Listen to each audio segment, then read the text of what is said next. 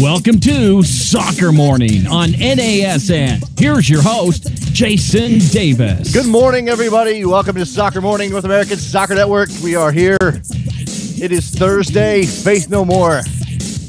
Starting us off, courtesy of Dan, and I'm not going to get your last name right, Dan. Dan B. Lennon. I'm going to go with B. Lennon. Dan B. Lennon, thank you for your musical selections and your support of Soccer Morning. If you are interested in helping out Soccer Morning, keeping us going, again, the World Cup's a month away. It's coming, guys. SoccerMorning.com is where you can go to support the show. If you want to be the DJ for a day, as Dan is today, that's where you go. We have co-hosting spots if you step up at a certain level. And we're also, in the realm of self-promotion, we're also doing something on Twitter with the Best Soccer Show. We're looking to move the Best Soccer Show around the country a bit this summer, around the World Cup. We want to know where you want us to go. Where do you want us to go? Hit us up. We want BSS is the hashtag on Twitter. Share it.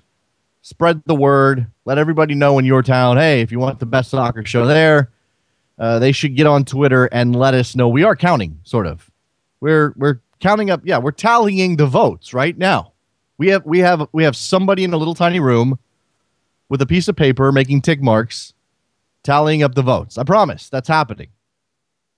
How's your soccer today? Last night was a Wednesday full of midweek action. We had the Europa League final. Yes, the first 120 minutes were terrible, and we ended up with penalties, and Sevilla beat Benfica, but it was something. We had MLS. Philadelphia shocking Sporting Kansas City in Kansas City. Why is Sporting not as good at home as they should be? There should be a really strong advantage there. I need to check on their record this year, but I know last year wasn't nearly as good as it should have been. It wasn't nearly curse of Jimmy Nielsen, Trevor says.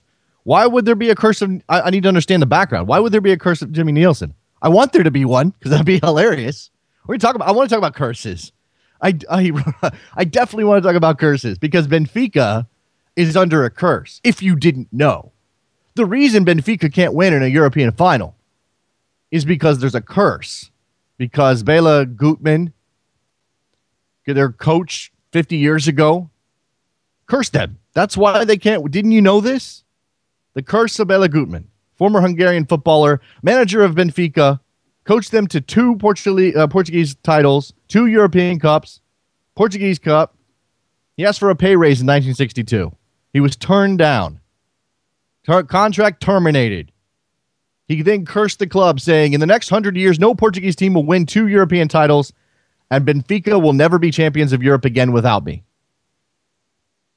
Now, obviously, he went all Portuguese football, and Porto did some things. They won in 87. They won the European Cup in 87. Mourinho won the Champions League in 2004 with them. But Benfica hasn't won a final in 8. They are 0 for 8 in a final, including yesterday's game in Turin as they lost to Sevilla. Football curses, sports curses in general, fantastic. Don't believe in them, but I love the romance of them. I love the psychology because that they start to fester, become part of the culture, and then it becomes, well, how much are the players affected by the curse? Not that the curse is real, not that the curse is the thing preventing them from winning a title, but that it's in their heads. And when they step up to take that spot kick, maybe the curse is in the back of their head. I love that element of it, just talking about it. I was looking for other curses this morning. We've got Cruz Azul down in Mexico. There's a curse on Cruz Azul. They can't win a title in Liga MX. Not always been Liga MX, but the Mexican League. Apparently because Leon goalkeeper Angel Comiso kicked Carlos Hermosillo in the face. And because Hermosillo took the penalty kick with blood on his face, Cruz Azul is now cursed. Yeah, that's the reason Cruz Azul can't win a Mexican League title. Sure it is. Absolutely it is. There's some others here, some other football curses, which make me a little bit uncomfortable. Just a little bit. No, a lot. Sorry, a lot uncomfortable. Both Birmingham City and Derby County apparently have curses based on the Romani people, cursing their grounds because of being kicked off the land. And that this is what is keeping them from winning things. I mean, it's pretty damn racist when you think about it. That's a pretty racist curse. That if you really believe the reason Birmingham and Derby aren't winning anything is because Romani people cursed the land. Come on. In that same vein, this isn't a club curse. This is a national team curse. But this story, now this is new to me today. So if there's extra background here and I'm missing it, somebody fill me in. In Johnny Warren's 2002 autobiography, Sheila's, Wogs, and Poofters. What a title, Johnny. During a trip to play Rhodesia, which is now Zimbabwe, in the 1970 Mexico World Cup qualifiers in Mozambique, members of the Australian national team consulted a witch doctor preceding their game. The witch doctor buried bones near the goalpost and cursed the opposition, and Australia went on to beat Rhodesia 3-1 in the decider. However, the move backfired when the players could not come up with £1,000 demanded by the witch doctor as payment, and he subsequently cursed the team. Subsequently, the Socceroos failed to beat Israel and did not qualify. Apparently, this was a World Cup qualification curse that was eventually broken because they did qualify for the World Cup. The curse was supposedly lifted in 2004 when some Australian guy went to Mozambique and reversed it with another witch doctor. What's going on around here? And JT Delaney says that Derby's curse was because Brian Clough was fired unjustly. Okay. There's another reason to be cursed in Derby County. Today's show, big one. Josh Hackala from thecup.us will join us to talk about the second round of the U.S. Open Cup, what's coming up in the third round when NASL teams join the fray. Some interesting results in the second round. A lot of those games played last night. We'll also talk to Tom Kundert from Portugal. Lots to talk to Tom about. Two birds with one stone with Tom Kundert. We're going to talk about Benfica. We'll talk about the curse. We'll talk about the failure in Turin against Sevilla. But we'll also talk about Portugal's roster for the World Cup. Loaded team, ranked number 3 in the world, I think. Is that where they currently are? FIFA rankings don't mean crap. I don't pay attention to them. But they're ranked very highly. They're clear. They're obviously in the United States group, so all of you USA fans will be interested to hear what Tom has to say about Portugal's chances, not only in that group, but beyond. So big show on the big lineup of guests on the program today. We'll take your phone calls a little bit later. I'm going to talk about Sunil Gulati and his comments about the Premier League's profile in the United States. We've got a ton of stuff. Last night, Canadian Championship, Joey Saputo going crazy on the field after the game. It's great. There's too much. We can't cover it all, but we're going to make an attempt. So let's take a break. When we come back, we will grab Josh Hackala and talk some U.S. Open Cup. It's the oldest cup competition in this hemisphere. Soccer Morning, North American Soccer Network, NASN.TV. Be right back.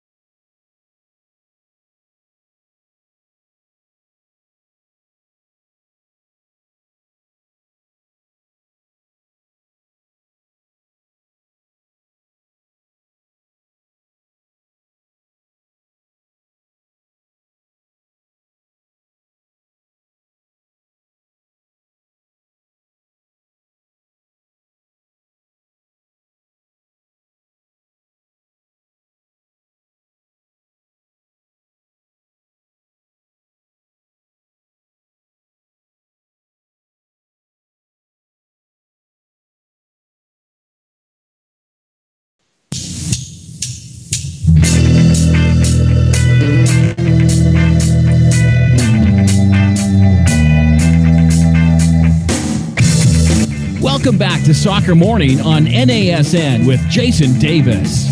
Back on Soccer Morning with American Soccer Network. Joined now on the telephone by our friend Josh Hakala from the Cup.us, the website of note when it comes to the U.S. Open Cup, which of course is America's knockout tournament. Josh, how are you, sir? I'm great. How are you? I'm good. This is your busy time. This is the crazy time for you and for the Cup.us.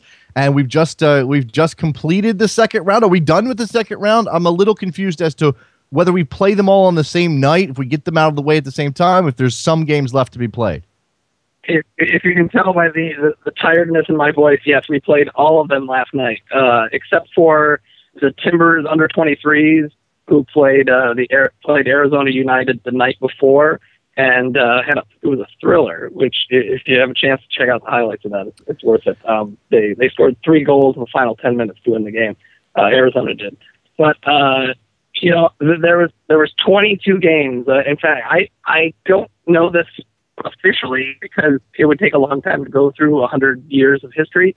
But I'm pretty sure that we've never had a round of 24 games before. It's a lot. And so there was a small part of me, as much as I don't like to see forfeits in this because it doesn't make anyone look good. But the San Diego Flash forfeited their game.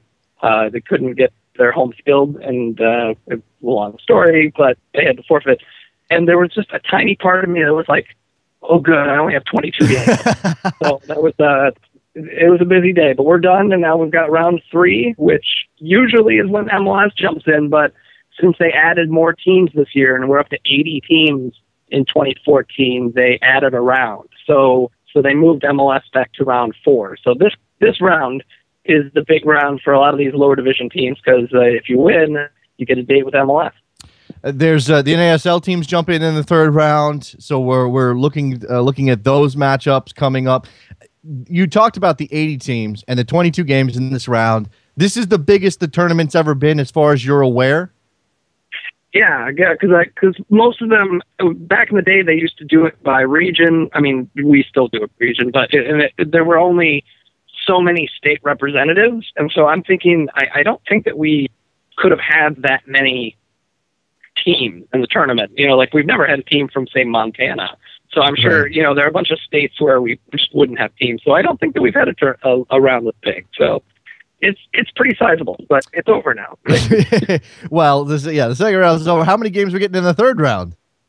Well, just 16. 16. So there's 16, and then there's 16 U.S.-based MLS teams. So every team that wins the next round, which is May 28th, they will get a Major League Soccer team. So there you go. There's your way that this is going to play out. Now, again, the NASL teams come in this upcoming round. We have our matchups now. I'm looking at the Cup.us right now. Harrisburg and Baltimore, New York Greek, American Atlas, Richmond Kickers. And I guess what stands out at this point in the tournament, Josh, is those amateur sides, the USASA sides. How many of them are left, and are they all courtesy of some pretty big upsets? Not necessarily, because to get out of the first round was all amateur teams, and then the second round they didn't. They matched them up regionally. So really, it kind of went down to whether or not there were a lot of amateur teams in a particular area. So like you may not have, like for instance, one of the teams. Like the Tulsa Athletics, they're an MPSL team. The closest team to them was the Oklahoma City Energy, the USL Pro team. So just that's the nearest team. So that's who they played. So they try to keep it as regional as possible so that they can minimize the travel cost. So but there were some surprises. I mean, if you look at RWB Adria, the USASA team, they've been around forever. I think they were semi-finalists in like 1991 and 1979 off the top of my head. But they've been around a long time, but they haven't won a game in the modern professional era, as we call it, from 95 until now. And they decided to pick the year that they were going to win back-to-back games. They were going to beat a really good Detroit City FC team from the MPSL, and then they turned around, came back to Michigan, and beat the Michigan Bucks in the next round. So they're having I would say that was probably a pretty big surprise, just in terms of, a team like the Bucks. People know they've beaten 2 MLS teams. They have more upsets than anyone else. Detroit City FC, they got a lot of press last year for their performance, and they have a big fan base. So I think that was probably one of the bigger surprises among the amateur teams. Now, the interesting thing about this tournament every year is looking for that Cinderella side, the team that we sort of say, okay, the lowest side that has the chance to actually go in, the lowest division side that has a chance to make some noise. And I suppose as long as there are amateur sides left in the tournament, they're the Cinderella choices right now. I mean, they may be thinned out, especially as the top level professional sides come in.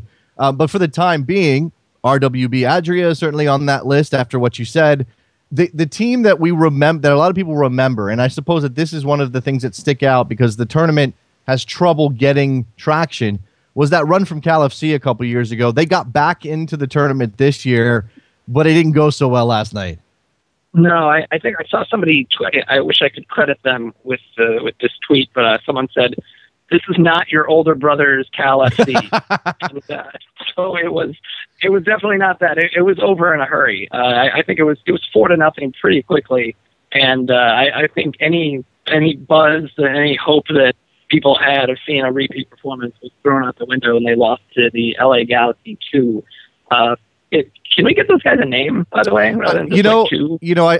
I follow the Galaxy. I see what they're doing out there. They call them Los Dos, but I don't know if you like that or not. I mean, that's obviously a playoff of the number 2. But it brings me to a question, Josh, and there is, this tournament is obviously going to be different from other knockout tournaments around the world. It just can't be exactly the same. Part of that's that regional consideration and cost, because we live in a gigantic country. But there's also a question of whether or not these reserve teams like the LA Galaxy 2 or any reserve team an MLS team puts in USL Pro should be allowed to be in this tournament. Do you have any fundamental issue with that? It's not allowed in Germany. It's not allowed in Spain.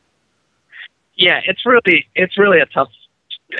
I don't really know how to feel about it. I mean, the one thing that I think I'm a little surprised is allowed is that there are teams that can enter. You can, in theory, enter the tournament and try to qualify for the tournament. Maybe between 3 and 4 times. Like, no one's done it that many times, but there have been teams that have tried twice. So you can be a PDL team, and you can try to qualify through the PDL, and you can also have a quote-unquote reserves team and enter them into the USASA tournament or the US Club Soccer tournament. You can, in theory, do multiple times. Isn't that how the Des Moines Menace got in this year? That's exactly, yeah. And they've done it before, too. But we haven't, and just like the last time they qualified through the USASA, they actually didn't have the PDL make it that year. They came close this year. They probably could have made it. They came really close to making it, having both teams in there.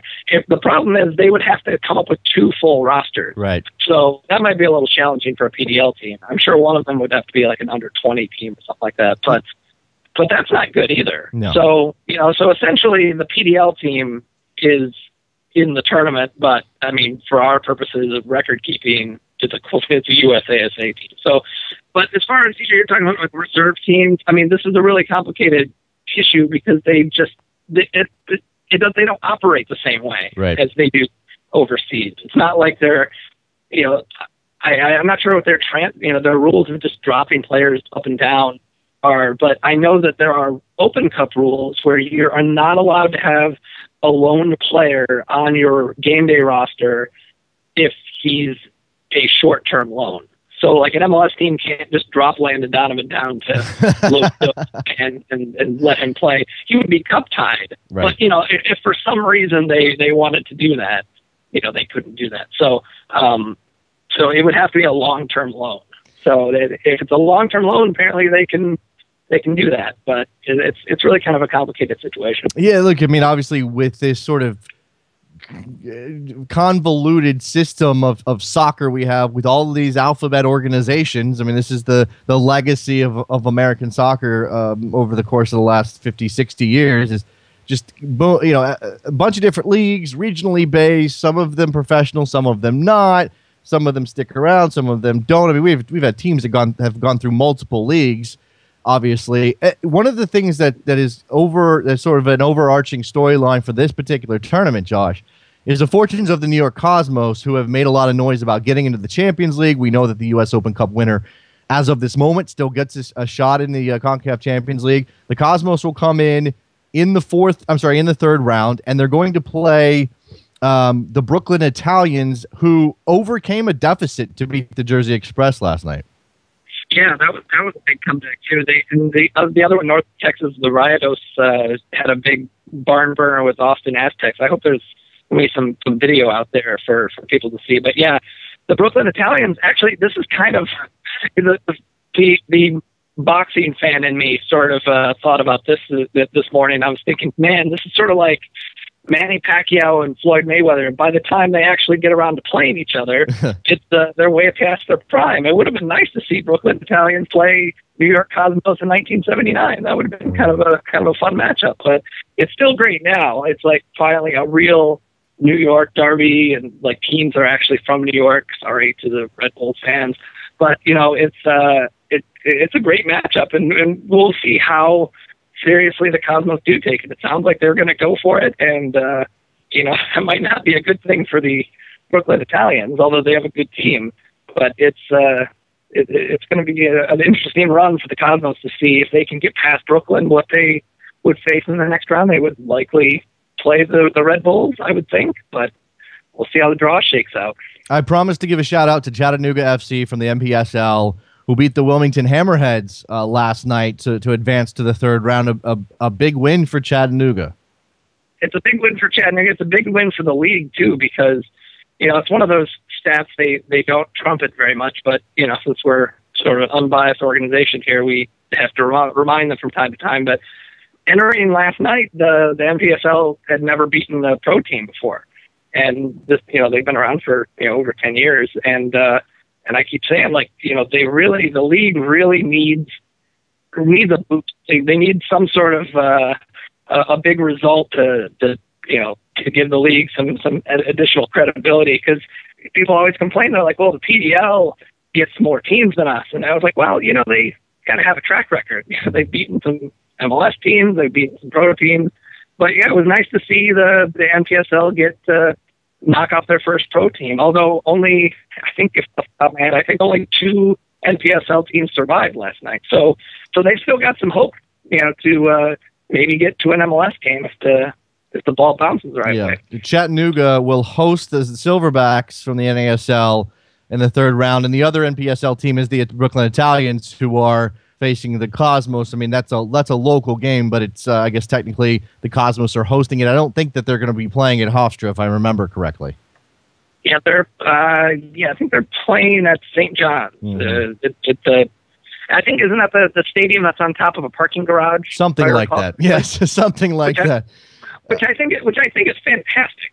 Yeah. I mean, I've never been there. I didn't get a chance to get out there when I lived on the East Coast, but yeah, I always heard about that. And I was like, what a great idea. As somebody coming from who went to school at an urban school that has a hard time finding space for its sports teams at Temple, I was thinking, man, if we could just find a parking garage in North Philly to slap a soccer field on top, we'd be in great shape. Yeah. One of the things, obviously, that hurts this tournament is the perception that MLS teams don't really care about it. Certainly, we know how Bruce Arena treats this tournament year to year. Other MLS teams will take it lightly. So I imagine that the NASL clubs, and I know each one of them will have their own individual approach to it, but I imagine their presence, and you have new teams like Indy 11 in this tournament and the Cosmos participating for the first year since their rebirth. Those teams are sort of the focus from that level, and I guess what we're going to be talking about here is whether or not any second, third division team, I mean, let's throw USL Pro into the mix, can actually do a Rochester Rhinos and finally break the MLS domination.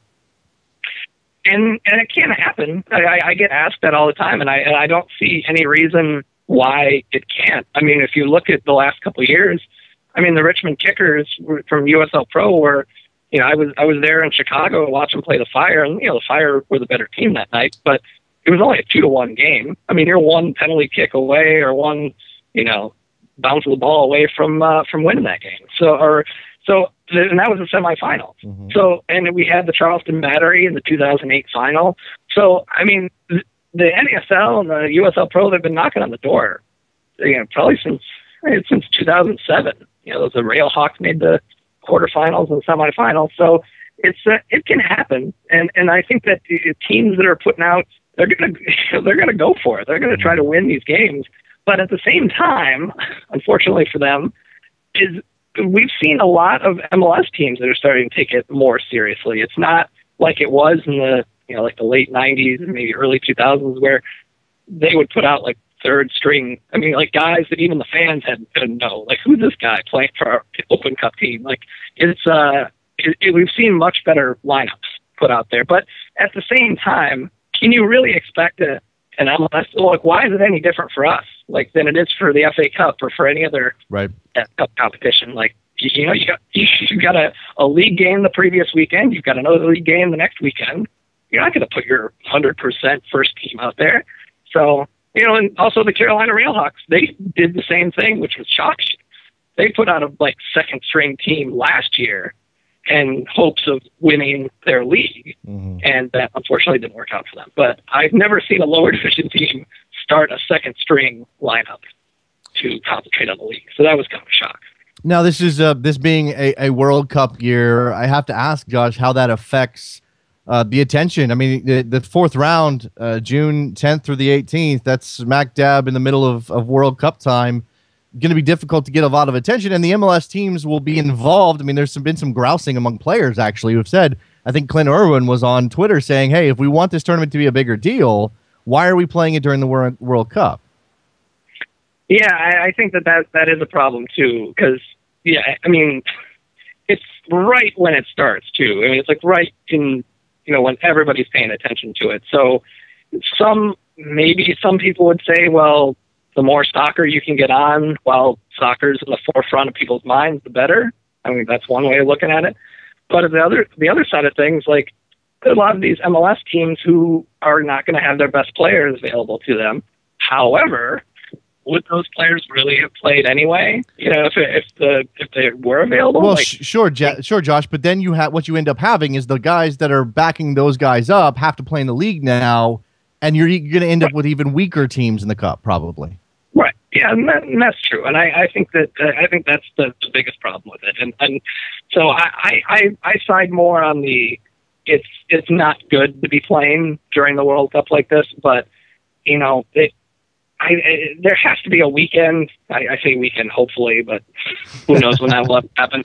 Well, where we can just set aside and, that's the cup where that's where we know the cup games can be played and we can set that time aside. But it's, when the World Cup comes around, there's only so many days in the summer, and I guess they felt they had to take advantage of this gap to get the fourth round in.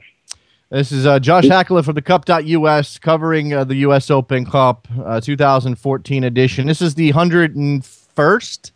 Do I have that right? Last year was the 100th, and there was a lot of talk about how U.S. soccer should be leveraging the centenary edition of the tournament and pushing it and making it a bigger deal.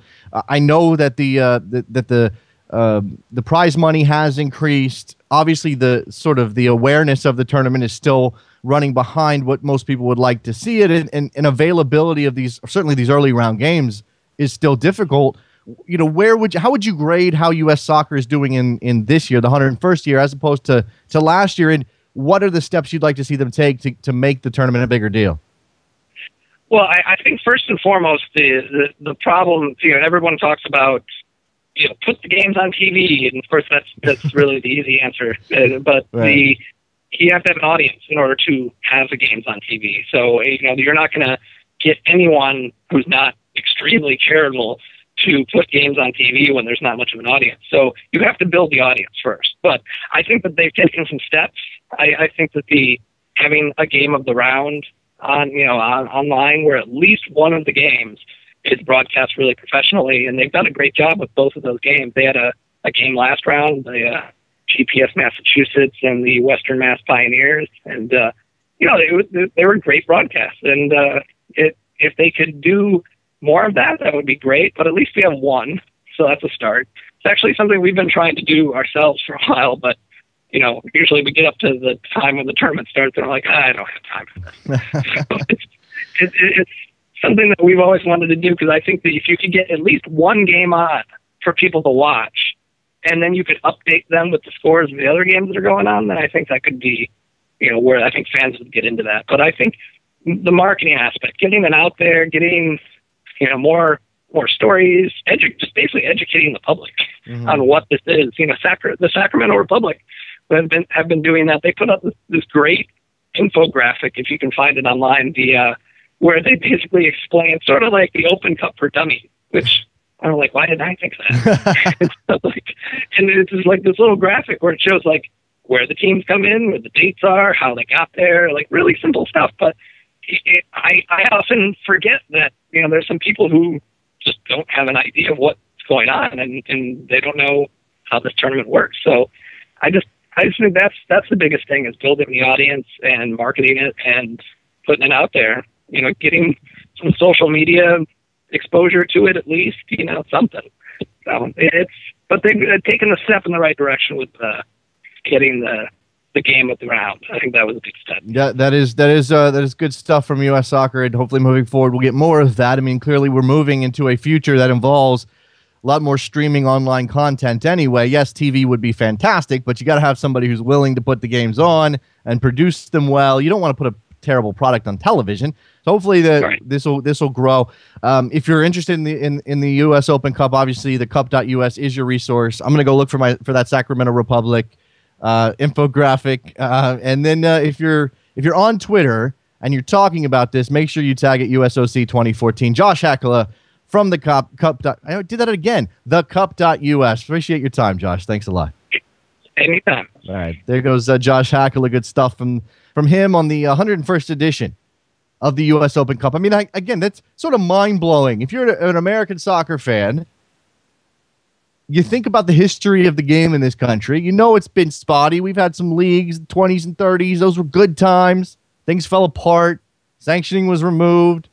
In fact, one of the leagues died because they didn't want to play in this tournament, and sanctioning was pulled, if I remember my history correctly. Obviously, the original NASL never participated. That obviously hurt the tournament back then. Would have been great to have the Cosmos lift a U.S. Open Cup. Even if they would have dominated the tournament, it still would have been good from a profile perspective to have them do that. So we have a history of amateur teams winning it. Now we're in a professional era. We have all of these professional teams, USL Pro, NASL, MLS. We have high-level amateur teams in the PDL and the NPSL. It's a great tournament. It really is. It's difficult to work it in to the schedule, and obviously in a World Cup year, it's going to be difficult for this tournament to get any attention, but it's still fantastic. Go find out more about it at thecup.us. All right. Phone lines are open, 347-756-6276. And I think what we have to address right now is interesting news yesterday that MLS has talked to people in Las Vegas about an MLS team in Sin City. That there is a stadium proposal out there from Findlay Sports and Entertainment and the Cordish companies, who announced a plan to build a 24,000-seat stadium in downtown. It would be specifically designed for a pro soccer team. We've heard Vegas rumors before, heard a couple of things about Vegas. Vegas seems to have a big, grandiose stadium plan every couple of years, at the very least, maybe even more often than that. It's like every year, Vegas is going to dump $100 million into a stadium, $500 million, something insane. Something insane, because it's Vegas, and how can you do anything on a budget? You got to go spend, right? Flashy. I mean, the stadium's got to be decked in neon, right? It's got to just be flashy and bright. But my question here is it smart? And who knows if this ever comes to fruition, an MLS team in Vegas, and maybe we'll handicap the prospects of cities around the country trying to be that 24th MLS team in a couple of minutes and get your thoughts on this. But is it smart for MLS to be the major professional league? And I'm not going to get into an argument about where MLS is in relation to other American sports leagues, but it is the top level of soccer in this country. It does have a profile. It is on ESPN. Is it wise for MLS to be the team that goes into or be the league that goes into Vegas for the first time? Because nobody else has done this. The NBA is not in Vegas. Hockey's not in Vegas. Baseball's not in Vegas. Not the major leagues anyway. And there's a reason for that. And maybe it's unfair to toss gambling and the illegal elements involved in gambling as the reason for that. But it's certainly, the leagues don't want there to be any sense that the integrity of their competition is compromised. Even if there's some other hinky things going on everywhere else, even if you got racist owners in LA, even if you got problems all over the place, this is the one thing that they haven't done. And I don't know that MLS is worried about it. I'm not sure that anybody should be worried about it. I guess that's my question here. I'm wondering if, number one, Vegas is going to support soccer. Vegas, are you going to support soccer? Like we had with Atlanta. And as soon as Atlanta got a team, or there was rumors that Atlanta was going to get a team, a lot of that old narrative about Atlanta popped up. Atlanta doesn't support their sports teams. They can't sell out a Major League Baseball playoff game. Why would we expect them to show up for soccer? Atlanta's not a soccer town. It's in the South. The South doesn't care about soccer. All of these easy, stereotypical conclusions about that city based on old thinking without accepting the possibility that things have changed. I don't know that Atlanta is going to support soccer. No idea. I know they've sold a lot of season ticket deposits. I know that they've done that. I know that they're headed in the right direction. I think they've got something like 10,000 ticket commitments from like 3,000 and change people. That's pretty significant. But I don't know if Atlanta is going to support soccer, but I'm not going to go and immediately assume, having not lived there, not living there now, not having an appreciation of the soccer culture that exists in that city right at this moment, I'm not going to just assume Atlanta's not going to support soccer. That's not fair to Atlanta. And MLS has clearly bought into the idea that Atlanta can do it. So Vegas, is Vegas going to support MLS? Because you'll see this around the internet today. Everybody commenting on this story. Vegas is a town of transients. Vegas is obviously a vacation spot. People don't stay in Vegas. Who's going to really go to these games in Vegas? I don't know. What's the population of Vegas? I mean, that's not, drawing a line between population and support for a sports team is wishy-washy at best. I know Vegas is a big town, certainly big enough. But there are questions about Vegas. The one thing you absolutely have to say about Vegas is that it's hot in the summertime. It's hot in the summertime. Can they play soccer in the summer in Vegas? Now, that heat versus Atlanta 95 with 99% humidity, I'm not sure that that's an either or proposition I really don't want to have to take on. So if we're going to complain about the heat and we're going to say the heat is a problem in Vegas, we probably should say the heat's a problem in Atlanta. I get a roof on that stadium.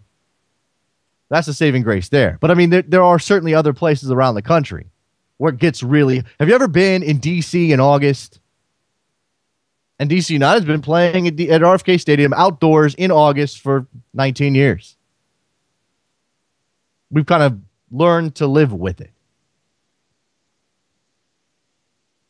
One of the biggest Vegas proponents in the MLS circles that I'm aware of, Dins from out in RSL country. Yes, Vegas will support MLS. Gambling is an issue because casinos don't want to lose a major sport from the board.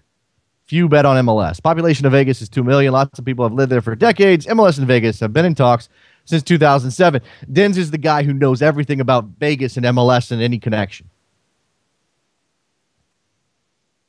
Bill Reese on Twitter. Bill, are these legitimate odds from some betting house, or are you just throwing them out there?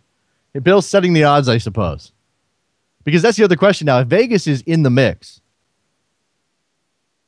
then how does this affect Minneapolis, St. Louis, Sacramento, San Antonio, Detroit?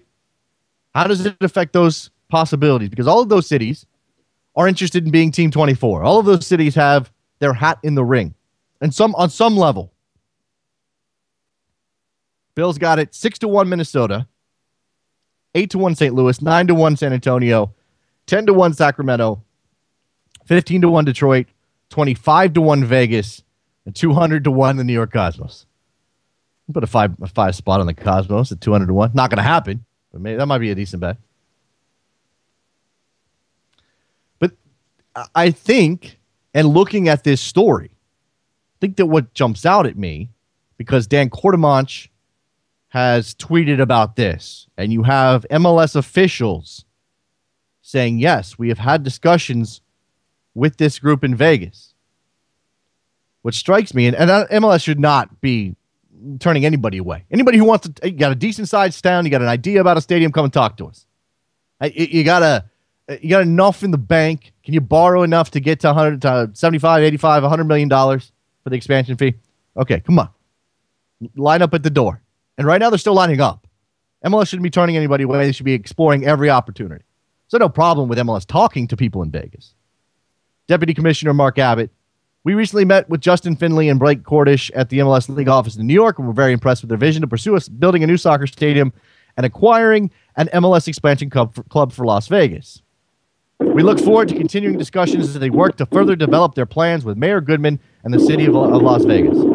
If you get a stadium plan in place, if you have a concrete notion that a stadium is going to be built, I think you jump to the front of the line. That's why Minnesota's leading right now, because they actually are talking seriously about a stadium. I don't know that it's done. It's probably not close to done, but they're farther along the process than everybody else. And location matters as well. 626, you're on the air. Yeah, this is Mark in LA. Hey, Mark.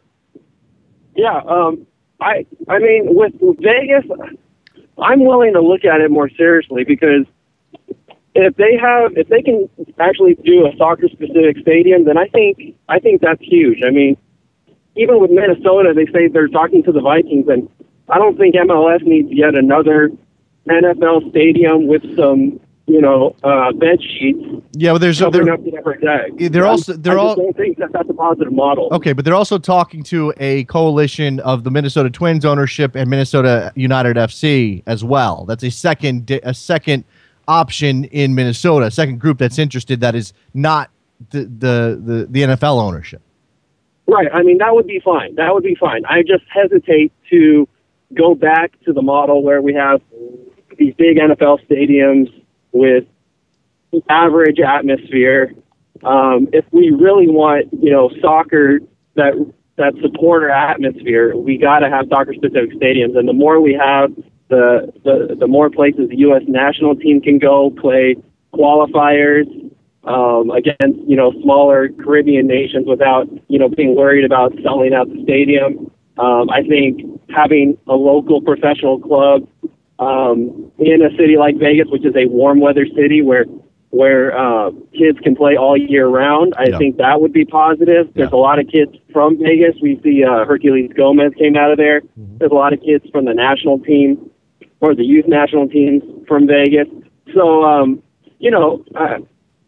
I wouldn't have a problem with that. And I think the gambling element is really way overstated. I mean, the National Hockey League is seriously looking at going into Vegas. I think that kind of notion about about the integrity of the league is kind of antiquated. I don't think that's really an issue as much these days, and I think really MLS wants to do a good job with their 2014. So if that happens to be Vegas, I don't see any problem. Outside of maybe some, middle of the summer games being a little warm. Right. I'm not a gambling guy. I mean, I'm certainly aware of the industry. I know what odds means and that kind of thing. But I don't know the ins and outs of gambling. And what Den says on Twitter about taking the sport off the board, I guess I don't really understand what that's about. Because there's a team in town, they can't have MLS on the board. Now, again, his point is that nobody bets on MLS anyway, which is true to a great extent. So that wouldn't be an issue for MLS. But that's why if that's why other leagues haven't gone into Vegas, I guess I'm not saying I'm worried about MLS being the first major league to take a shot at Vegas. I don't know that Is that really, does MLS want to be the canary in the coal mine on Vegas? Yeah, I mean, it's hard to know. I just think that it's a little overstated in terms of how bad that would look, from just an optical standpoint. Sure, I think really the league should be focused on making sure that the team is healthy, that the team has fan support. I don't really know the ins and outs of the fan culture in Vegas, but I would assume that they would want to do their due diligence and make sure that if they do put a team there, that there's a significant chance of it succeeding, a la Orlando. Look, if perception is the thing we're worried about, and perception is generally speaking the rule, whether it's fair or not is sort of beyond the point, at least in this case. Look at Vegas. Maybe it's about the gambling, but it's also just about the general perception of what Las Vegas is. If you ask people around the country, even if they've been there, what they make of it, what kind of town is Vegas, I don't think anybody sort of gives Vegas the same sort of city cultural respect that we get any other town in this country, any other big town.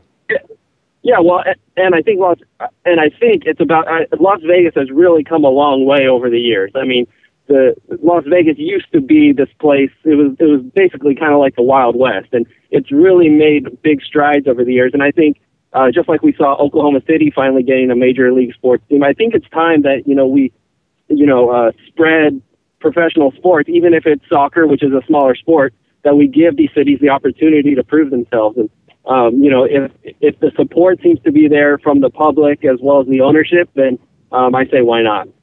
It'll be interesting to see. I mean, the league has taken a regional approach recently. We've obviously got two teams coming in the Southeast for certain, probably a third in Miami when Beckham finally gets his campaign finished, and they approved whatever deal he's going to get down there. And Garber has made some comments about the Midwest being the next stop. I mean, that's obviously part of why Minneapolis, St. Paul is on the list of top candidates. Would they go and throw another team in what is essentially the West Coast? I mean, that's not really an area that the league needs to grow unless you want to say, let's go to San Francisco. And I don't think the Quakes will ever allow that. Yeah.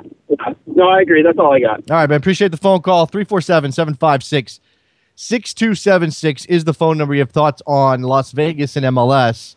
Someone asking on Twitter what clubs they have right now. As far as I'm aware, they have one, a PDL team, the Las Vegas Mobsters. And I think I covered this last year when we found out that they were going to be called the Las Vegas Mobsters. Are they playing right now? It's 2014. They were supposed to be playing. Somebody give me an update on the Las Vegas Mobsters. It was a terrible name. Such a terrible name. Vince with a joke. A Las Vegas team wouldn't be able to go on the road, though, since what happens in Vegas stays in Vegas. Okay. I don't really know what that's supposed to mean. Vegas is intriguing. And, of course, everybody says, I'd take a away trip to Vegas. Away support in Vegas would be great. Half the fans wouldn't make it to the stadium because of the night before. But yeah, you get some away. And look, travel to Vegas is usually pretty cheap compared to the rest of the country. That would certainly help with away support. 24,000 is on the top end of most MLS stadiums right now. That's the top end because you have the Sounders, which are an outlier. You have the low end, which is 18, which is what they're going to put into that San Jose Earthquake Stadium for now. Yeah, everybody's in the 19, 20, 21 range. 24 is pretty high. Nick in Toledo, what's up? Hey, what's up, Jason? How you doing tonight? I'm good, man. I just had you're talking about Vegas and adding an MLS franchise, and we hear about Atlanta. We know about everything going on down in Miami.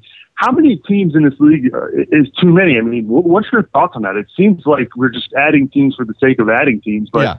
Is that diluting the American talent? No. We're seeing issues in England. I mean, what's your thoughts on that? And how much is too much? I think that any question about the dilution of talent is ridiculous.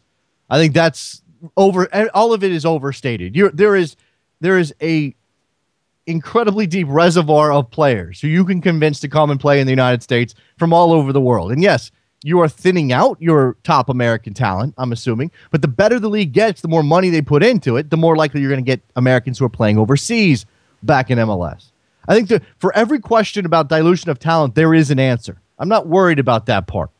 If we're talking about how many teams is too many just sort of as an unwieldy league that is difficult to keep track of, well, I'm already there. We have 19 teams, and I can't keep up every weekend. Trying desperately, part of my job to do so, not just here, but in my writing for ESPN FC and other places. I mean, I do keep up. What I'm saying is, of course, I keep up. But if you get bigger, I mean, what is the... And this comes up every time we talk expansion. What is the natural endpoint for MLS? Is it 24? Because I don't think anybody believes they're going to stop at 24. Because when you have demand from cities to get into the league, San Antonio, Minneapolis, Detroit, St. Louis, Sacramento, who their USL Pro team, the Sacramento Republic, went 20,000, 17,000 in their first two games. Kind of hard to argue there's not some demand in Sacramento and that an MLS team wouldn't do pretty well if you marketed them right. Hard to argue that. So if there are ownership groups, stadium plans, people are lining up at MLS's door saying, we want to talk about a team in our city, MLS is going to listen. So what is the natural progression? Where is the full expansion of MLS? If we're going to go past 24, then you go to 32. Are there 32 cities to support MLS teams in this country? Probably.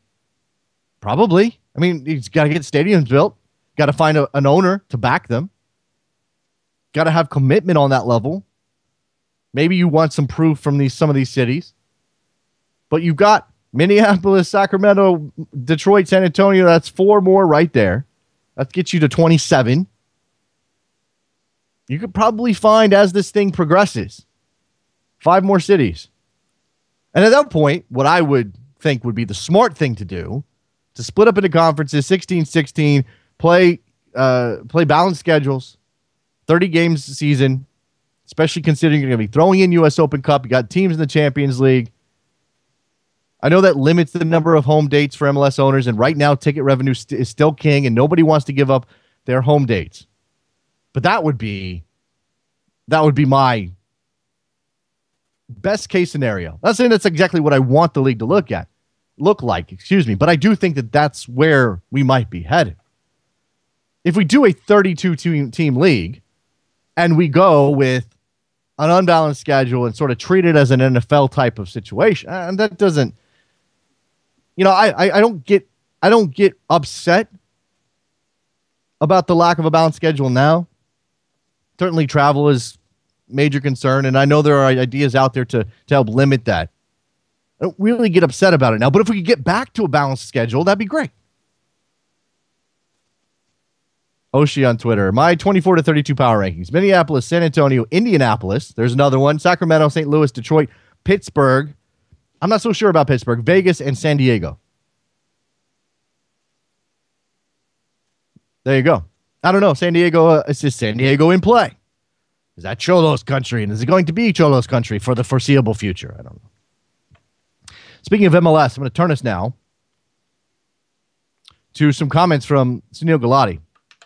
U.S. Soccer president was in Jordan at a SoccerX Asian forum. While talking about Greg Dyke's report from the FA as to how to get English talent to a higher level in that country, while talking about English football, while talking about the Premier League, Sunil Gulati had some comments about the Premier League in the United States. Is the Premier League the best league in the world?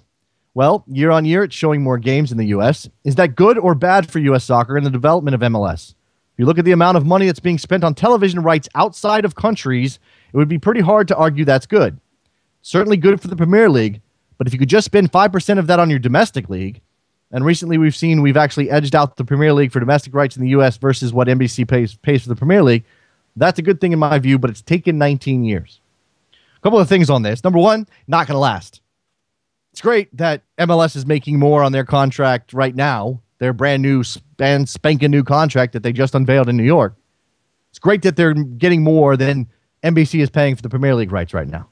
But when those rights come back around, not going to be true anymore. The Premier League is going to soar past $90 million total.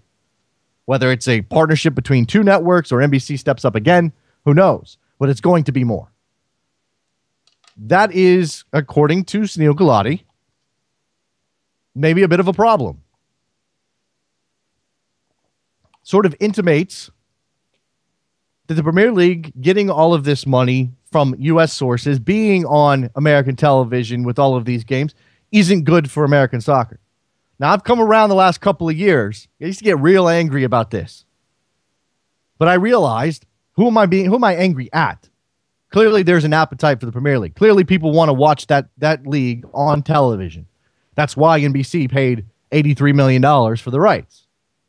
That's why it's going to go soaring past what MLS is getting, because there is an appetite for it. And I've come around to the idea, and this is certainly the position that MLS takes, generally speaking, certainly coming out of Don Garber's mouth, that the rising tide lifts all boats sort of thing. Or the burden, at least, is on MLS to convert those fans, who might otherwise just be Premier League fans, into MLS fans. I think that's the way you have to look at it. Because the other way will just drive you nuts. If you're an MLS backer, if you like MLS, if you're an MLS booster, you want to see the league get bigger and better and have better TV ratings, it's really easy to get angry that all of these people are watching the English product and not the American product. It's not as though those people, and this is where I've come to, and this has been a progression. It's been a long road. It took me a little while, but it finally got to the point where, look, you're under no obligation as a consumer, as a viewer of televised sports, to be patriotic. You're not under any obligation to turn to MLS because it's the American League. I don't think you're obligated. I think the burden is on MLS to prove to you that that league is worth your time. Now, there are people out there who don't want to be convinced, and they will piss me off. There are people out there who will refuse to give MLS a second of their time or admit that there's potentially decent soccer happening in MLS. And that the league, whether the quality of the soccer is as good as a Premier League or not, and it's clearly not, it could be entertaining. And that there is value in that league, whether it's as good and as rich and as prestigious as the Premier League or not. Those are different arguments for me. But MLS needs to continue to prove it.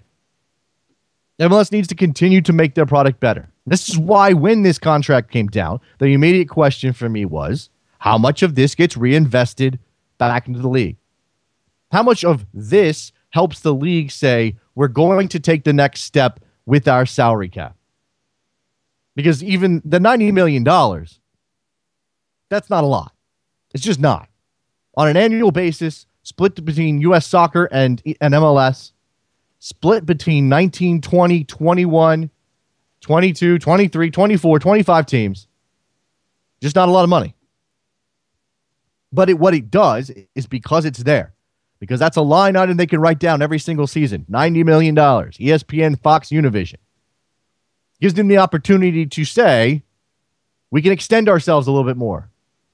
Forget $3 million, let's go to 10. See what happens. When Sunil Gulati when he says something like, the Premier League being in this country is that good for us, it's a very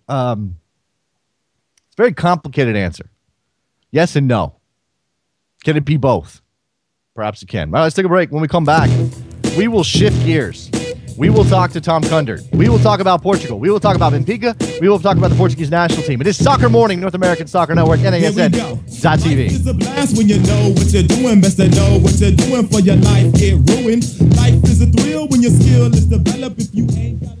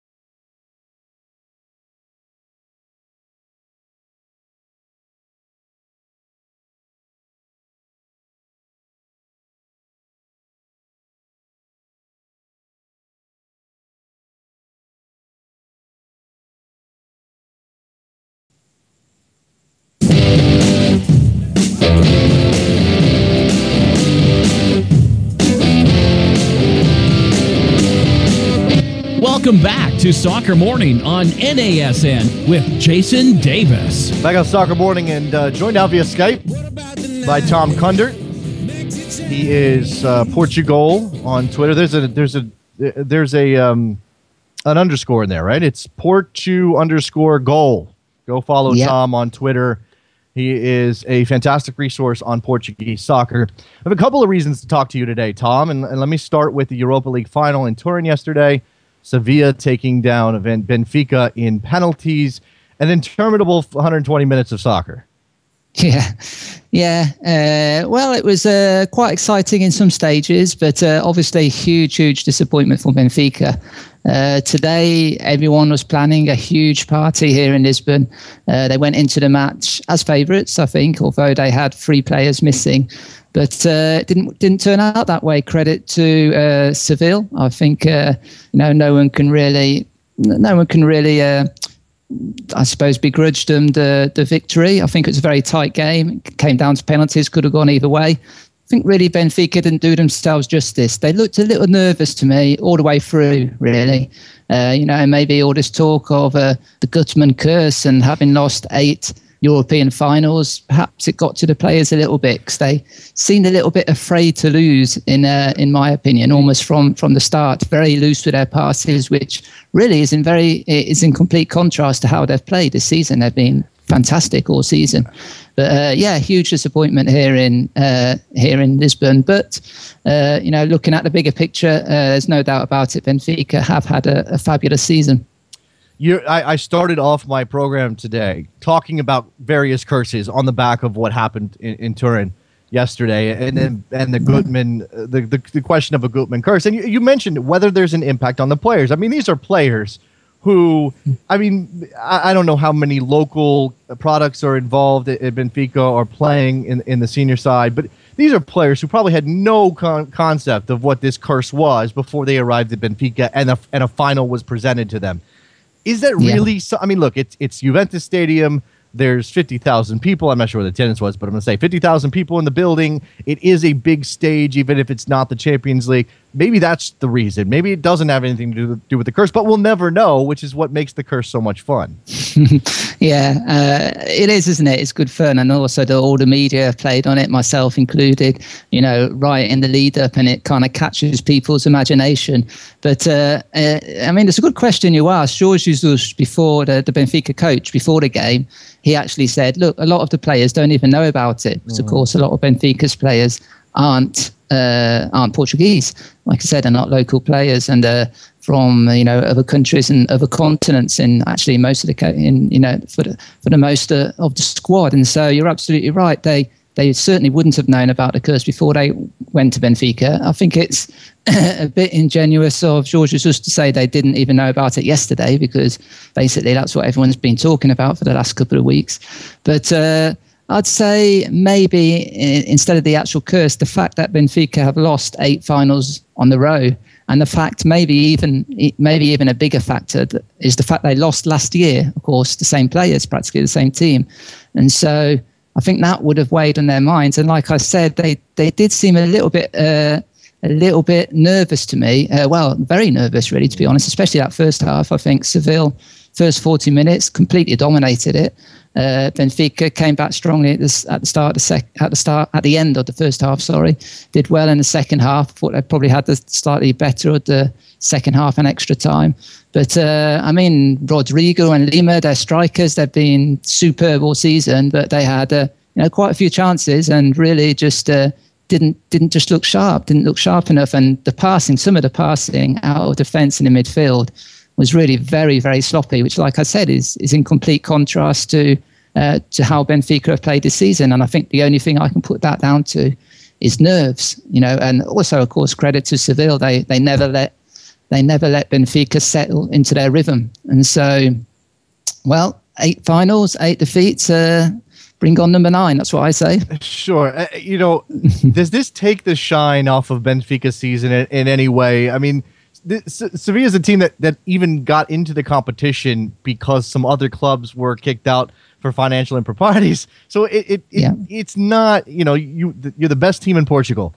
To lose to the 8th, 6th, 7th, 8th, 9th best team in Spain, that gotta hurt. Yeah, absolutely. Of course, Benfica still got the Portuguese Cup final to play on Sunday, and I think if they win that, they end the season on a high. And like I say, looking at the bigger picture, it really has been an incredible season for Benfica. But also, you've got to say it is. If there was one trophy they really wanted to win, this was probably it. Because, it's 50 years since their last European trophy. Benfica fans and the president and the whole structure are always telling us that Benfica are one of Europe's biggest clubs. It just kind of back up those claims. 50 years without a European trophy kind of runs against that argument. So they want to, they have done well in Europe. And even this season, the semi-final victory was really a heroic victory. You mentioned there, getting to the final against Seville, they were big favourites, but of course they beat Juventus on the way, which I suppose made them even bigger favourites. And that was an incredible performance, a memorable performance. That's really what made people convinced that this was the year that Benfica would do it. So, yeah, it is a big, big blow. It is the one tournament they probably would have wanted to win more than any other. But, maybe, this Benfica side under Jorge Jesus has really made great progress, great strides in the last 5 years. They got to the quarterfinals or better of European play in each of his 5 seasons in charge. So maybe they won't have to wait too long before they get another crack. What's it going to take in order for a Portuguese club to get back to the top of the mountain? To pull a Porto, to get all the way and win the European title. Is it out of reach in the modern game? Is that something that Portuguese football sort of has to just deal with?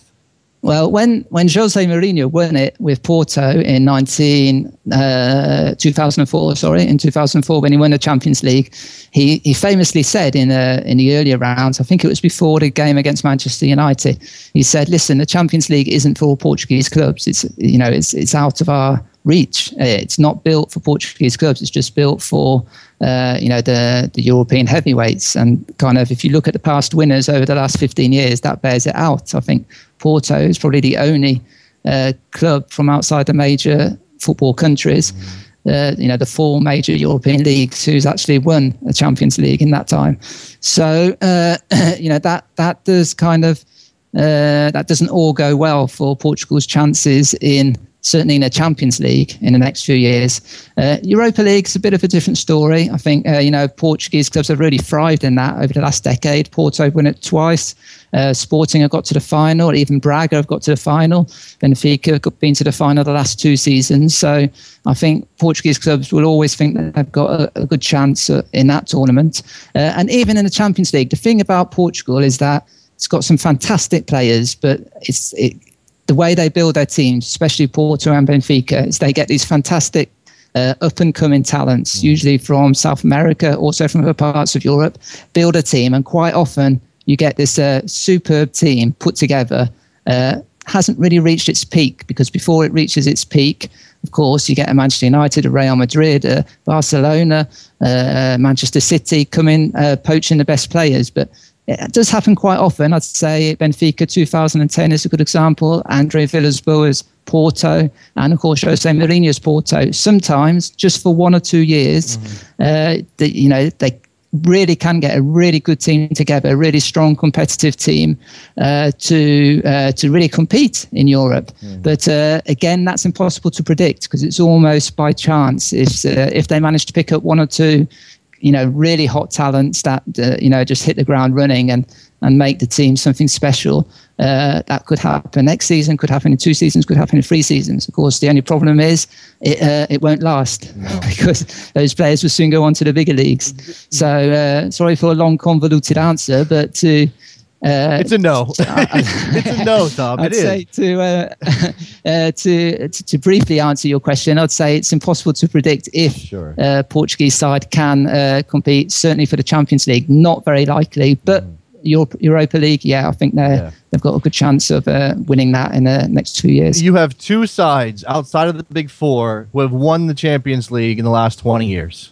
Ajax and Porto. That's it. And every other year it's Germany, Spain, England, and Italy. Those are who's going to dominate that tournament. And Italy. Yeah, you can't really see that changing, can you? No, especially even with this financial fair play. Don't know if that's going to have any impact or now, but it's very difficult to see that scenario changing. Absolutely. All right, let's move on. This is, I'm sure, my listenership, Tom, which is mostly based in the United States, is anxious for us to move the conversation to the Portuguese national team. Talk about this. Talk about the call-ups. Talk about the makeup of this squad, because obviously the United States is in the group with Portugal, and they play in the second game in the group, and that'll be, I'm sure, a key one for both sides.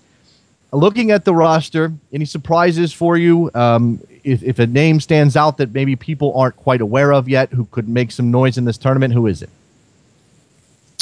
Not really, I'd say, because first of all, the full 23-man, the final 23-man squad hasn't been picked yet. That's only going to be picked on Monday, the final selection. But the 30-man squad, the provisional squad's in there.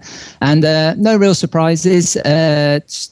Wasn't really too difficult to predict, to be honest, because Paulo Bento is he's known as a very conservative coach, both in the way he sets up his team tactically, but above all in his selections. I think I might have mentioned this to you before at Euro 2012. I think 1 or 2 matches before the tournament, in the tournament itself, and then 2 or 3 matches after the tournament. I think there was an 11-game run where Paulo Bento picked exactly the same starting 11 during those whole 11 games, and he hasn't really changed his tact in that regard. So I think there certainly won't be any big surprises.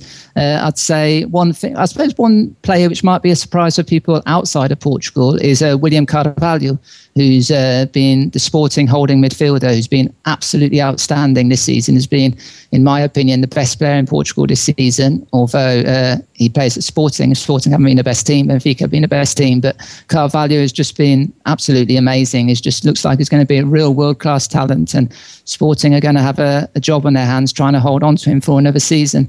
I think Paulo Bento, he often gets criticised for being too rigid and not throwing in young players when they're ready. If he doesn't choose William Carvalho, the critics are going to come down on him like a ton of bricks, because he has been absolutely superb this season. And I think for people who haven't seen too much of him, I think, a lot of people have already heard about him. But for people who haven't seen him in action, I think they're going to be pleasantly surprised in the World Cup. Obviously, the eye immediately follows to Cristiano Ronaldo's name, but this is a talented team, and I suppose that the question is, after watching the playoff against Sweden and how Ronaldo carried Portugal, he's certainly capable of that. Whether or not if Ronaldo, for whatever reason, either has a bad start to the tournament or some team manages to find a way to shut him down, where does the burden shift? And I suppose the next part of that is, where's Portugal's biggest weakness that teams can exploit? Yeah, well, I don't know. Are you working for Jurgen Klinsmann? Maybe I have to. I'm working on behalf of the American people who want to see their team beat Portugal. That's why I'm here.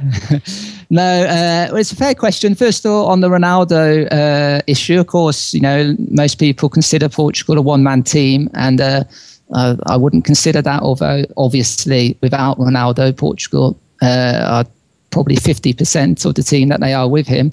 They're much, much weaker. But having said that, they are not a one-man team. I think, again, if we look back to Euro 2012, I don't know if you recall a game against Denmark where Portugal, they lost the first game against Germany. They started off that tournament against Germany. Curiously, they also started off this World Cup against Germany. They lost that first game and they played Denmark. And so they obviously had to win. They had Holland in the final group game.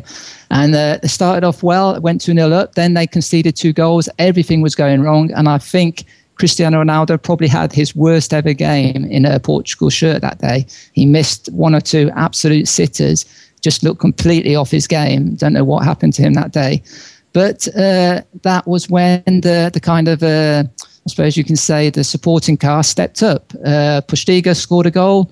Silvestre Varela, the winger, scored a dramatic winner with about 5 minutes left, coming off the substitute bench. A brilliant winner, and that really kick-started Portugal's campaign. Next game they played against Holland, Cristiano Ronaldo, having just played probably his worst game for Portugal, came up with possibly his best. He just absolutely destroyed Holland on his own, got a couple of goals, hit the woodwork twice, just ripped them apart. And so I think that kind of encapsulates what Portugal have to do when Cristiano Ronaldo either is not on his game, or God forbid if he's injured, or if the opposition team does a good job at shutting him out. The other players have to step up, and I think that is probably the key to how well Portugal will do this campaign, especially in the group stage. Other players will have to contribute and do their bit. I think, in my opinion, Portugal, I'd say, have 5 world-class players, which again just proves it's not just Ronaldo. It's the 3 at Real Madrid, Fabio Coentrão, Pep, and Ronaldo. João Moutinho, who's at Monaco, and William Carvalho, who I just talked about earlier. And if all of those fire, if all of those are really on top form, and the team gels, which I think has got a good chance of gelling, because for all of Paulo Bento's critics, this characteristic of him of choosing practically the same team every single game, it does help the team to get a good chemistry together. Then I think Portugal could make a splash. It's going to be, they're going to need I'd say probably 2 or 3 good performances, maybe just key moments from other players at key points, and that will make all the difference. Because if Portugal just rely on Cristiano Ronaldo alone, amazing player that he is, he won't be able to do it on his own. Well, certainly there will be a ceiling that they will hit if it's all about Ronaldo. They may get out of the group. They may even have a chance to win the group, depending on Germany, obviously. But beyond that, I guess there will be the question, quarterfinals, semifinals, where they can get to. You talked about the stability of the squad in terms of lineup. Where are we going to see? Are we going to see any changes? Where are those players? If Carvalho comes in, is he already a part of their 11 right now as it exists? No, he's not a part of the 11, because the midfield 3 again is like being set in stone, which is the 3 M's, which is João Moutinho, and then Raul Meireles and Miguel Veloso. And I think Moutinho, he'll obviously be there, one of probably Portugal's most important player after Ronaldo. And so Veloso and Carvalho will come in, hopefully, in my opinion, will come in for either Veloso, who I suppose is the more natural replacement as a slightly more defensive midfielder, or Meireles, who Raul Meireles has been a great servant for Portugal, is a very good player, but his career's winding down. He's never really stamina throughout the 90 minutes has never been his strong point, and he not quite sure if he's got the legs to last the full 90 minutes. He might be better coming off the bench. If it was up to me, I'd probably put Veloso and Carvalho and Moutinho as the midfield 3, because Portugal always, and Paulo Bento, it's the easiest thing to predict, play set up every single game 4-3-3 without a doubt. And so, in my opinion, it'd probably be Veloso, William Carvalho, and João Moutinho, the midfield 3.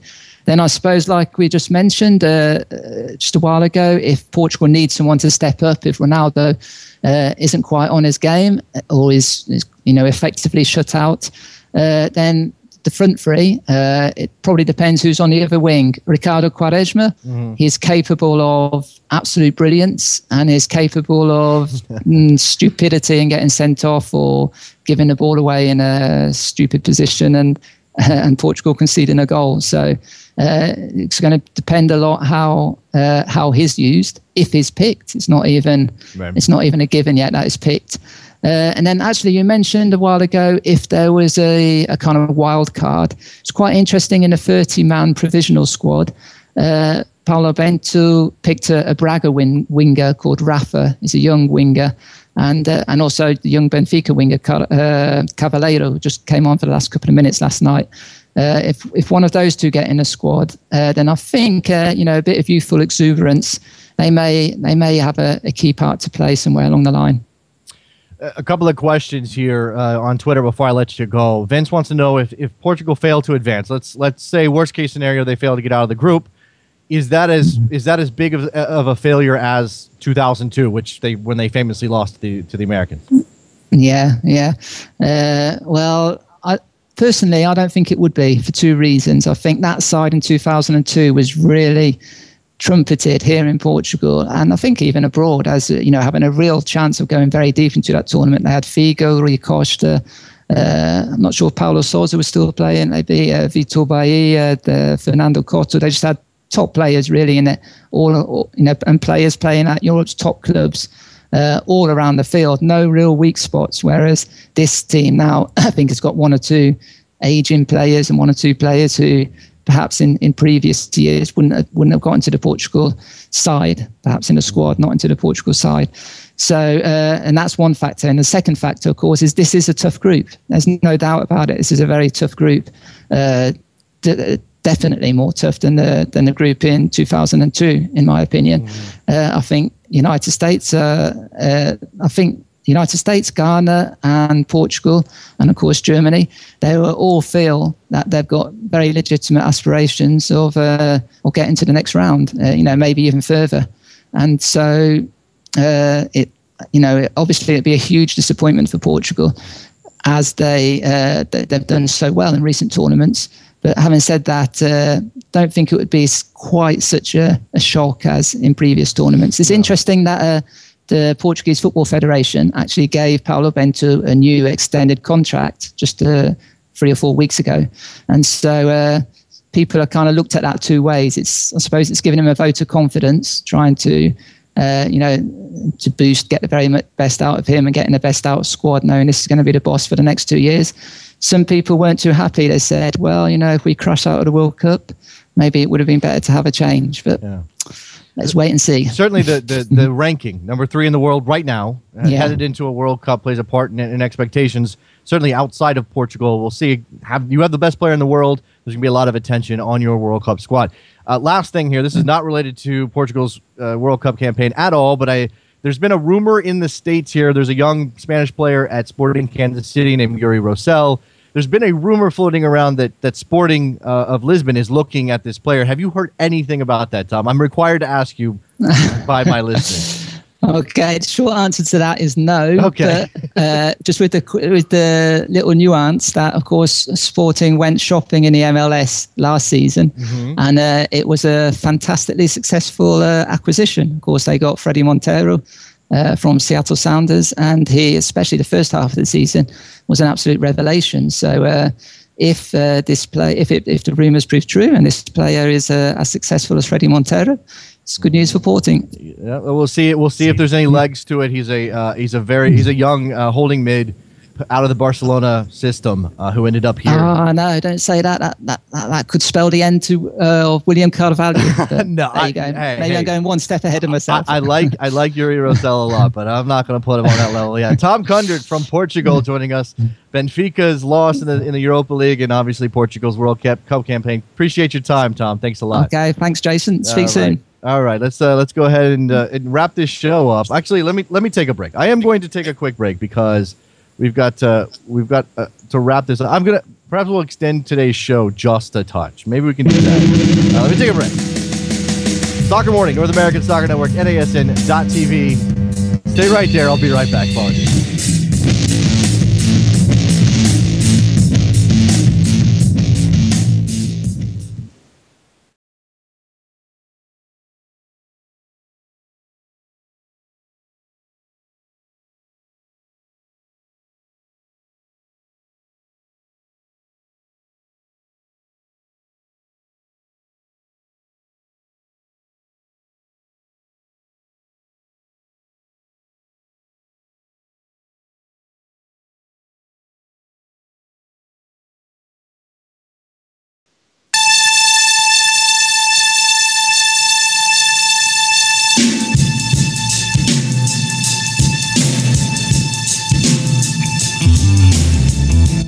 Welcome to Soccer Morning on NASN. Here's your host, Jason Davis. All right, wrapping up a Thursday edition of the show. It's been very good.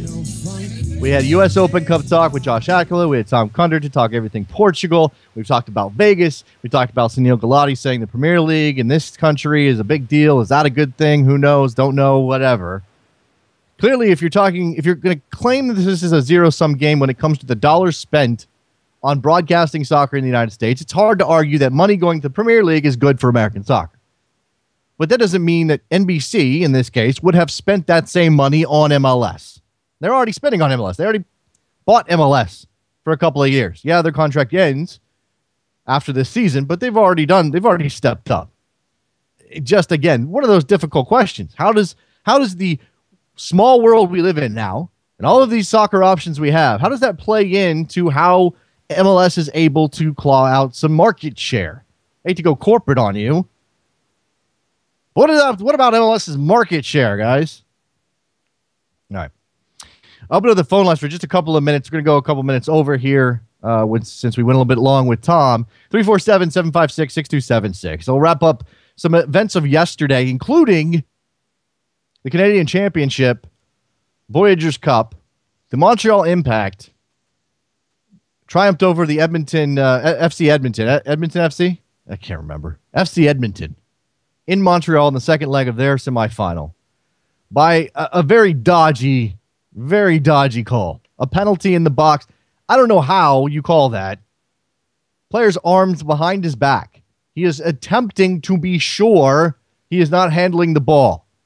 His arms were behind his back. It hit his upper arm while he was trying to be sure he wasn't handling the ball. I don't know why you call that.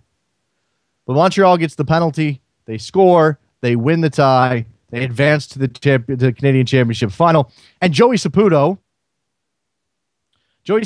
our if you're not your favorite MLS owner just for the drama, then he's got to be up there. On the field, arguing with Edmonton head coach Colin Miller after the game, waving him away. Get away from me, Colin Miller. Your team lost. Get off my field. I am Joey Saputo. Do not tell me that was a wrong call. I'm sure he doesn't talk like that, but that's the way it sounds in my head. The other semifinal, Vancouver and Toronto went to penalties after being tied after two legs. Played extra time, no goals, went to penalties. Toronto FC triumphs over Vancouver. Feel bad for Kukuta Mane, who took the first Whitecaps penalty and just sort of duffed it to the corner. Bendick makes the save. Greg, you're on the line. What's up? Hey, what's up, Jason? How are you? I'm good. You're the last caller of the day. What's on your mind? Little tangent here, but I was thinking about this, and I can say this as a Red Bulls fan because we're allowed to trash our team, no one else is. Okay? All right, go ahead. I think that we potentially could have 6 All-Stars at the All-Star game. Henri's going. Cahill will go, whether it's a commissioner's pick or whatever. Bradley Wright Phillips, Lloyd Sam has been good, Robles potentially, and possibly Roy Miller. And if that's the case, are we the worst team ever with the most All-Stars? All right. I don't think Roy Miller's going to make it. As he's been pretty good, but I don't think he's going to make it. Who's a better left back in the league right now? You're going to probably end up with Chance Myers, perhaps, or Michael Harrington, maybe, or I'm trying to think around the league. Sefcovic, or yes. Let's see. I'm again sort of going through my mental Rolodex of left backs here. Who's playing left back in Columbus right now? Is that Waylon Francis? He's been pretty good, right? Mm-hmm. So I mean, I'm just saying. Nothing against Roy Miller, who is actually better than his reputation, but I just don't think he's gonna. It's also a popularity contest on some level, Greg, and you know this. And I just don't think Roy Miller's gonna make it. But you do have a point about Henri and Cahill, whether they're all-stars or not, are top-level talents in this league. Yep. The other guys that you mentioned are all having great seasons. Lloyd Sam was fantastic, at least through the first 5-6 games for the Red Bulls. Still pretty good. Bradley Wright Phillips is on absolute fire. No one can stop him from scoring. Maybe you are. But this is what you do, Greg. This is what the Red Bulls do. We don't have trophies, so I need something. I know, and you're right now. The Red Bulls are the Arsenal of MLS, and I don't usually like making those comparisons, but there's always this sense. Not only hasn't Arsenal won anything in a long time, and the Red Bulls only had that supporter shield last year, but it's that whole just fragile thing. Like, you always feel like the Red Bulls can go out and drop 6 on somebody and look amazing, and you push them up the power rankings and go, watch out for New York, and then next week they fall flat on their face and they look like they don't even care, and nobody knows why, Greg. And it's not. We all knew last Saturday that we were going to give Chicago Fire their first win of the season. Every fan knew that. We all knew that going in. That's what we do. All right. Well, anyway, man. Thanks, man. I'll talk to you soon. I like you getting that in on the record, the official record. Thanks for the call, Greg. Appreciate it. There he goes. He's calling up with a tangent about the Red Bulls. But that's why we're here. That's why we're here, to give you an opportunity to talk about your team and vent. Looking down my list, I want to make sure I covered everything today. Oh, we've got a Liga MX final, Leon and Pachuca. We've got Copa Libertadores news. Nacional of Paraguay into the semifinals for the first time. They were in the quarterfinals for the first time, and they beat Arsenal of Argentina to get into the semis. San Lorenzo, I believe, is in the semis for the first time out of Argentina. They beat Cruzeiro, and now there are no Brazilian teams left in this year's edition of the Copa Libertadores. So that's interesting because Brazil has dominated that tournament over the last couple of seasons. Let's see. What else do I have on my list? I think that's it. I think we've covered it all, or at least we've covered everything that I was aware of today. Thank you again to Dan B. Lennon. I'm sure I'm getting that right, Dan. But thanks to Dan for his support and for his music today. Remember, you can support the show at soccermorning.com. Follow us on Twitter, Soccer Morning. And if you're interested in the best soccer show visiting your town around the World Cup, and there's send-off series games, and there's obviously World Cup games we're all excited about, hit us up on Twitter. We want BSS is the hashtag. Put your town in there. Give us an idea of where that should happen, and we will we'll tally those votes, and we'll make sure to look into it. Anybody else? Anything else that I need to get to? I want to make sure. All right, I think that's it. We're gonna go. Thanks a lot to Tom Kundert. Thanks a lot to Josh Hackala. We'll talk to you guys on Friday. Bye.